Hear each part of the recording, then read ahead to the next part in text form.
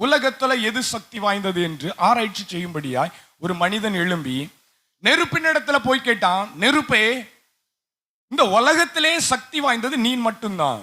காரணம், உன்னிடத்துல வருகிறது எல்லாமே நீ பொசுக்கி போட்டு விடுகிறாய் என்று அந்த மனிதன் நெருப்பை பார்த்து சொன்னான். நெருப்பு சொல்லித்து, நான் உலகத்துல சக்தி வாய்ந்தவன் இல்லை, என்னை காட்டிலும் சக்தி வாய்ந்தது ஒன்று இருக்கிறது, அதுதான் தண்ணீர்.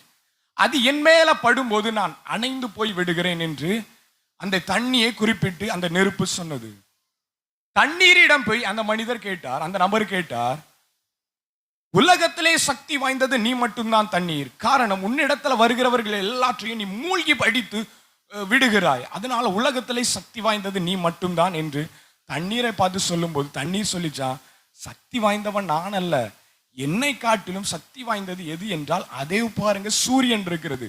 அந்த சூரியன் என் மேல படும்போது